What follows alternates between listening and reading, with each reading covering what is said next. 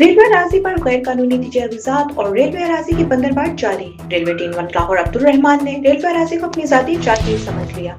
एक जानिब PR high school डोंगी ग्राउंड की 300 फीट जमीन बंदरबांट कर दी गई, तो दूसरी जानिब पॉप रोड पर गैर कानूनी पुख्ता तजावीज़ात के जरिए मुबैना तौर पर लाखों रुपए इकट्ठे किए जाने लगे। तफसीलात जानते हैं मलिक मोहम्मद इमरान की इस रिपोर्ट में।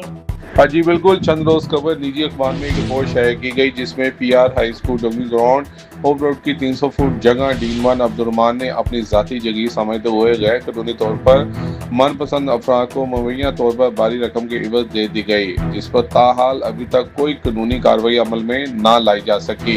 इस पर मजीद इन्वेस्टिगेशन करने के बाद पता चला कि इसी रोड पर और भी गैर कानूनी पुख्ता तजावुज़ात मौजूद हैं, जिससे मुबैना तौर पर माहाना लाखों रुपए इकट्ठे किए जाते हैं। मौसूल होने वाली वीडियो में देखा जा सकता है कि रेलवे अराजी पर पुख्ता तजावुज़ात कायम हैं। मुबैना ज़राए के मुताबिक इन दुकानों से किराए के नाम पर रिश्वत ली जाती है, चाय वाले स्टॉल और पंचर वालों से पैसे लिए जाते हैं। मजीद इन्वेस्टिगेशन करने से पता चला कि करीब एक गैर कानूनी टायरों वाली दुकान जो कि रेलवे अराजी पर अरसा दराज से कायम है।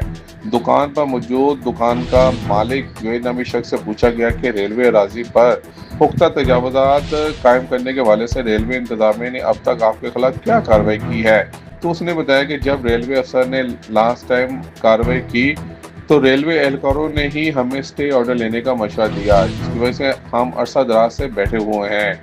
यहाँ से साबित हुआ रेलवे अफसरान के बगैर रेलवे अराजी पर गैर कानूनी तजावुज़ात बनाना मुमकिन नहीं है। हलाका मुकीन ने एहतजाजी मुजाहरे के दौरान CEO रेलवे हफीजुल्लाह से मुतालबा किया कि डीन वन अब्दुल रहमान और IOW1 लाहौर यासर अरफात और इसके कार खास बिनियामीन के खिलाफ महकमाना इंक्वायरी करवाई जाए और करप्ट अनासर के खिलाफ सख्त कानूनी कार्रवाई की जाए, ताकि पता चल सके कि इन अफसरान के जाती असासे क्या हैं और इस तरह करोड़ों रुपए मालिया की रेलवे अराजी वागजा करवाई जा सके।